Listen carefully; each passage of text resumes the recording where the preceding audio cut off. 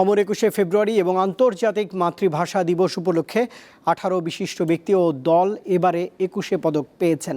বৃহস্পতিবার রাজধানীর ওসমানী স্মৃতি মিলনায়তনে পুরস্কার প্রাপ্তদের হাতে পদক তুলে দেন প্রধান উপদেষ্টা ডক্টর মোহাম্মদ ইউনূস। পদকপ্রাপ্তরা হলেন চলচ্চিত্রে আজিজুর রহমান মরণোত্তর, সঙ্গীতে ওস্তাদ নীরদ বরণ বড়ুয়া মরণোত্তর এবং ফেরদৌস আরা, গবেষণায় মইদুল হাসান, শিক্ষায় ডক্টর নিয়াজ জামান, আলোকচিত্রে নাসির আলী মামুন এবং চিত্রকলায় রোকেয়া সুলতানা, সাংবাদিকতায় মাহফুজুল্লাহ মরণোত্তর এবং বিজ্ঞান ও প্রযুক্তিতে মেহেদি হাসান খান, রিফাত নবী, তানবিন ইসলাম সিয়াম এবং শাবাব মুস্তফা।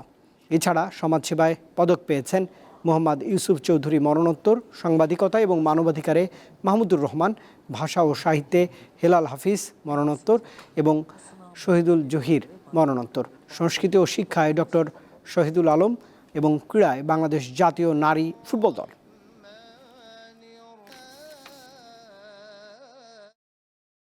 তারা ঘুণে ধরা আত্মবিনাশী সভ্যতার বন্ধন মুক্ত হয়ে তাদের স্বপ্নের নতুন সভ্যতা গড়তে চায়।